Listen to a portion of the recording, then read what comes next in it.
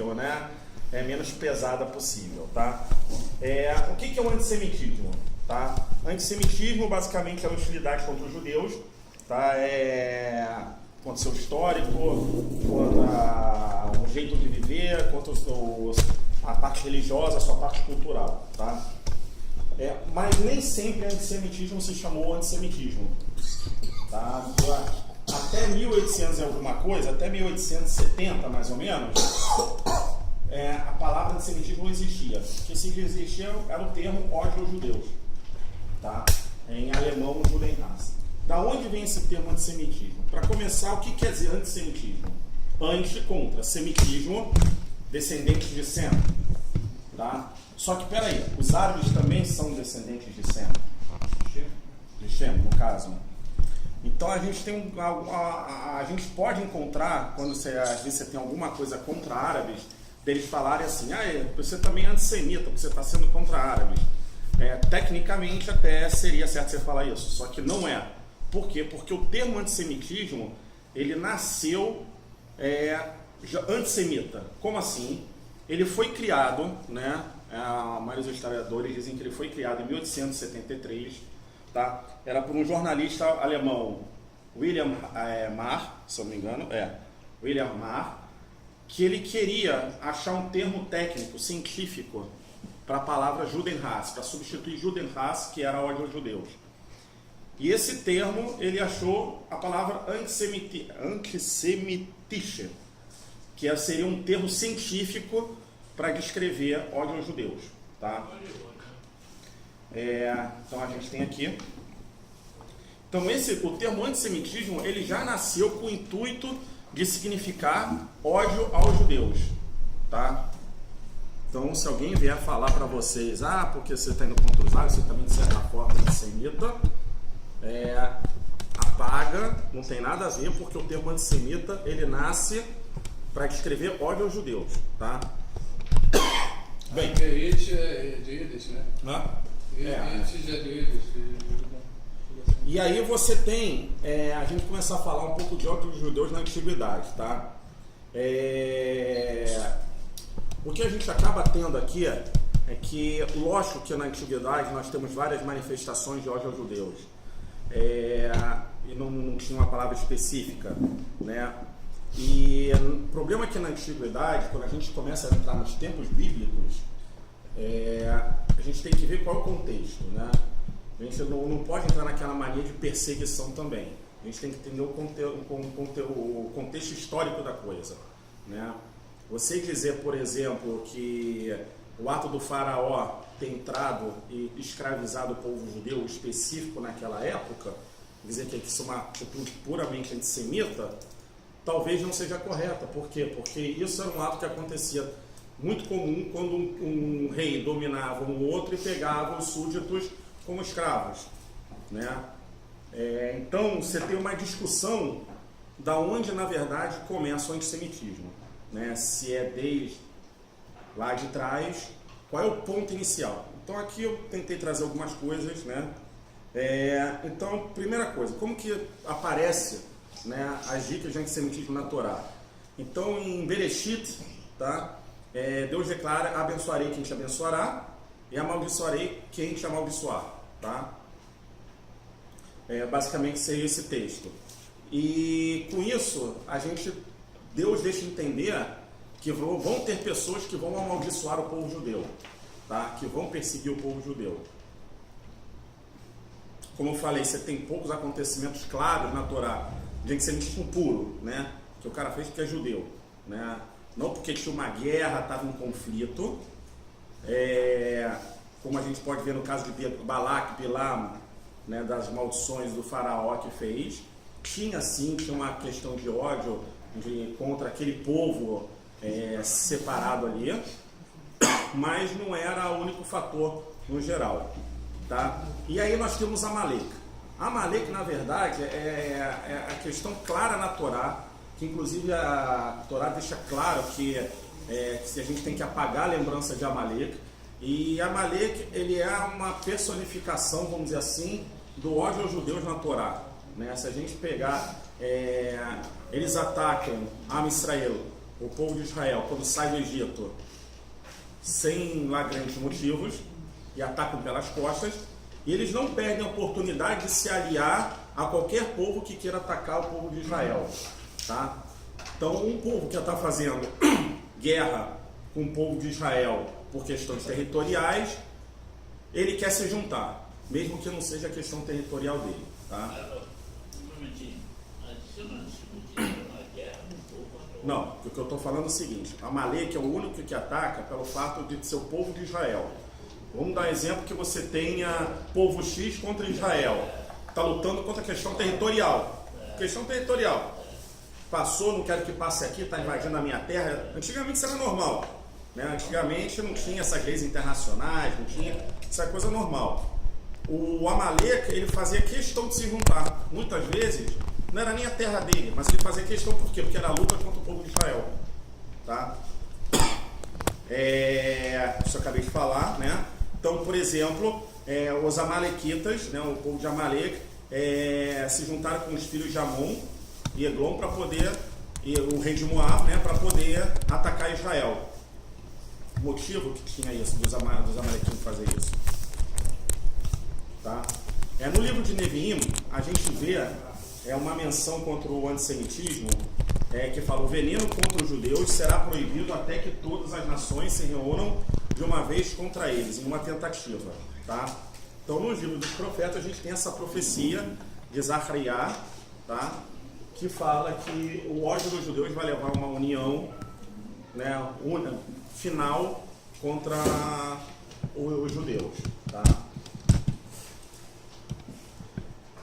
Então, é que eu vou passando aqui, que é muita coisa.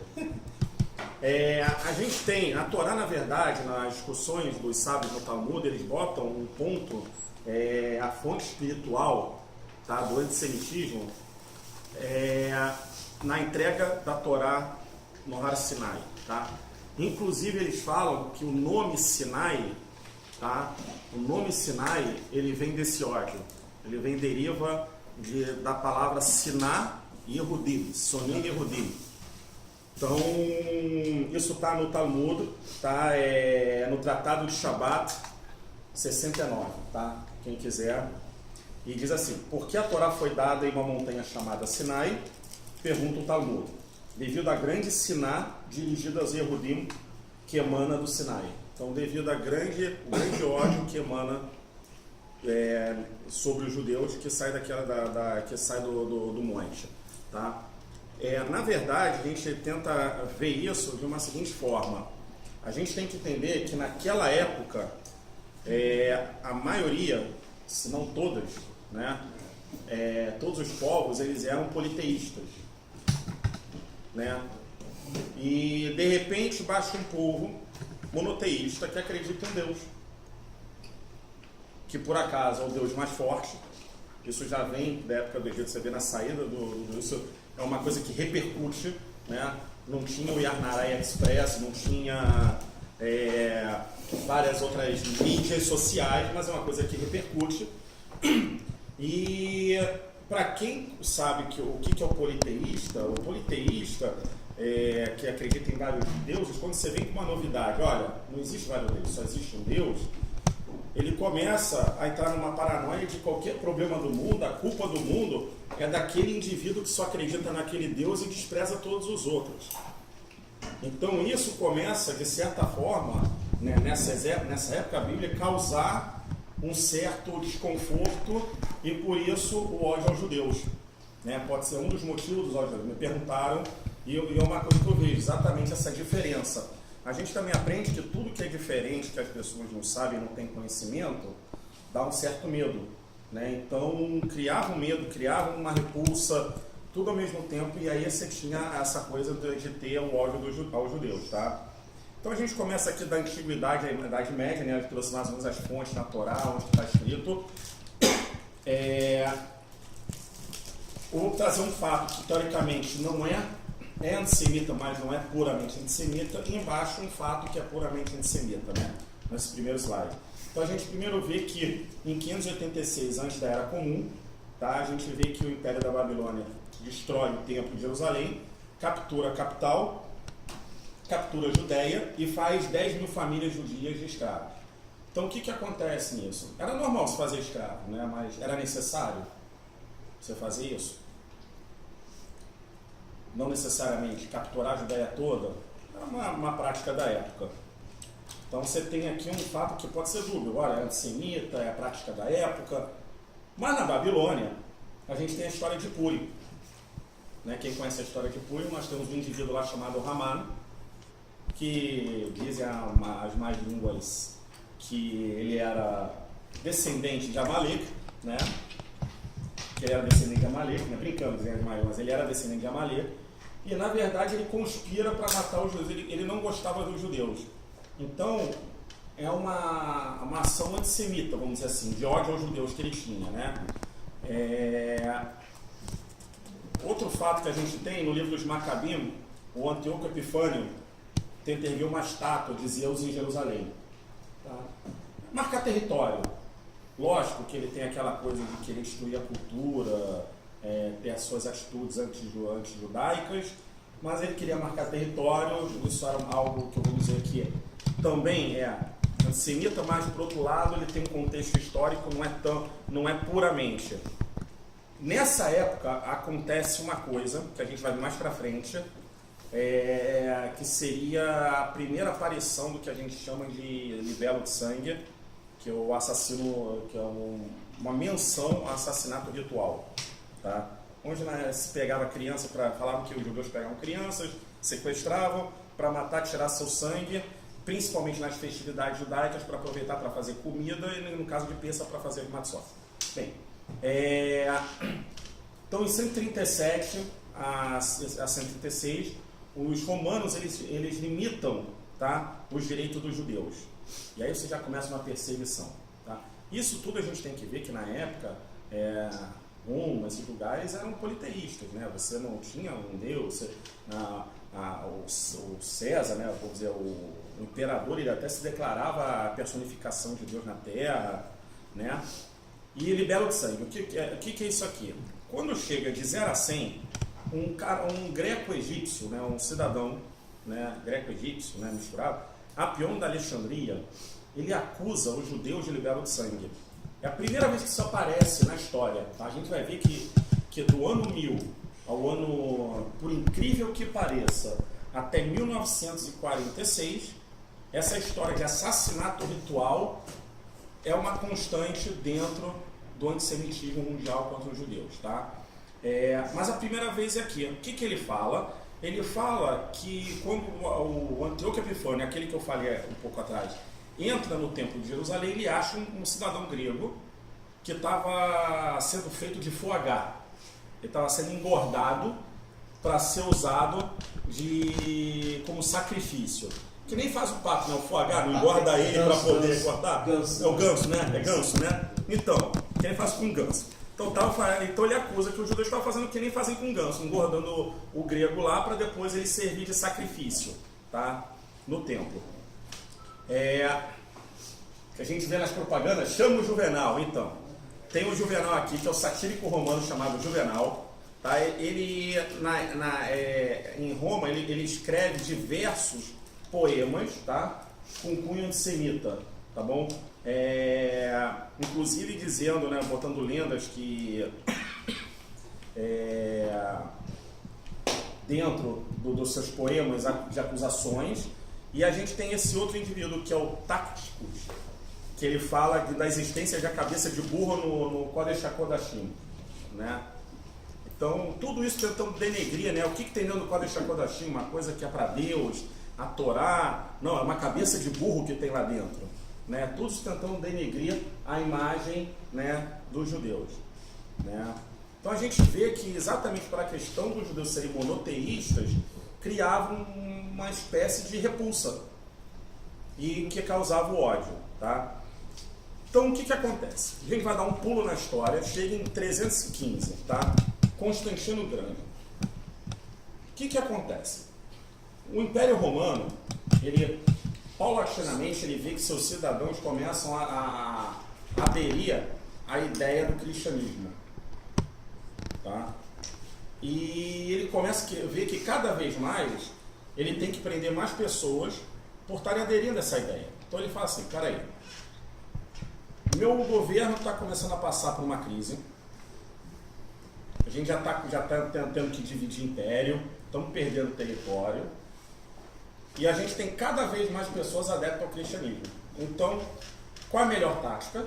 Vamos tentar transformar Roma não num ser material, mas em quê? Num ser espiritual. Então, ele assume de vez a coisa da igreja, ele assume de vez a coisa da igreja e faz assim, olha, a igreja agora, Roma é a igreja e vamos fundo. Só que ele tem um pequeno problema, que como ele vai fazer ter adeptos falando que Roma é agora a igreja, sendo que foi Roma que prendeu Jesus e matou.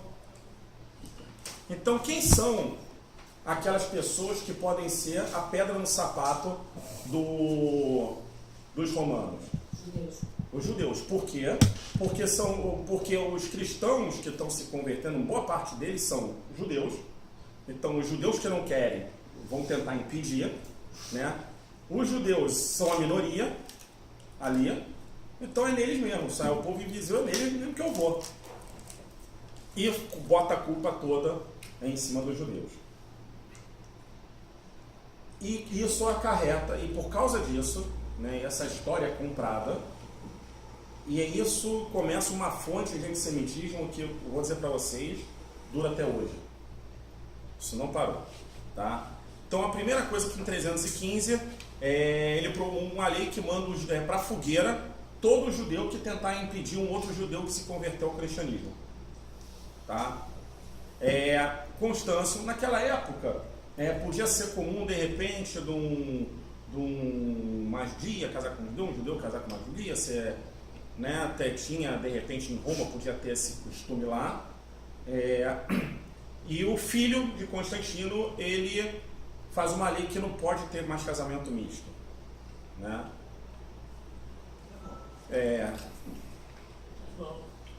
Mas é uma lei que teoricamente você cerceia o direito, vamos dizer assim. Quando eu li também achei, mas vamos para o contexto histórico, né? Mas o filho era o quê? Ele assumiu o lugar do pai. A pergunta dele foi o que virava o filho, judeu ou não judeu, nesses casamentos mistos. Eu acho que foi essa a pergunta que ele fez. Não, nesse casamento misto, para começar, o casamento misto era proibido. Você ia, ia para a fogueira e o meu filho era obrigado a ser batizado, né? A gente vai ver muito aqui que você tem uma obrigação muito grande de batizar as crianças. Muitos reis, eles procuram batizar, a obrigar os judeus a se converterem, ou expulsarem os judeus e pegar as crianças e batizarem, tá? Então Sócrates, que não é o famoso Sócrates, é outro Sócrates, é o escolástico, tá? Ele é um historiador cristão e ele também acusa os judeus de libelo de sangue, tá? Ele relata que teve uma cidade, uns judeus bêbados pegaram uma criança e crucificaram ela, tá? E aí, para afinar a idade, né, antiga, né, os tempos antigos, a gente tem que Teodósio II, ele proíbe que judeus ocupem cargos importantes. A gente vai vendo que pouco a pouco há proibições de trabalho para os judeus, tá? E começa a Idade Média. Onde começa a Idade Média? Exatamente quando o Império Romano ele se divide. Então, Justiniano proíbe judeus testemunharem contra cristãos ortodoxos, ou seja, se você tem um caso de roubo, latrocínio, seja lá o que for, e você tem uma testemunha que é judia, e o cara que cometeu isso foi um cristão ortodoxo, o judeu simplesmente não pode testemunhar, não vale, tá? A parte que fica, né, para começar a ser conquistadas por vários governantes, vários povos, né, que começa agora com o governante visigodo, Ciserote da Espanha, né, que ele é Espanha, Galícia, ele proíbe o judaísmo, ou seja, na minha terra não quero ver judeu aqui pintado de cor de rosa, esquece. Você não tá? foi à igreja? Hã? Não é a igreja? O que acontece é o seguinte, você tem a igreja que ela começa a ficar muito forte nos países, mas você também tem os reis, os imperadores, que cada um pode usar a questão da igreja para seu para seu benefício, vamos dizer assim, né? De acordo com a sua vontade, vamos dizer. Então, bem-vindos. Estamos no começo. Perdão. Então,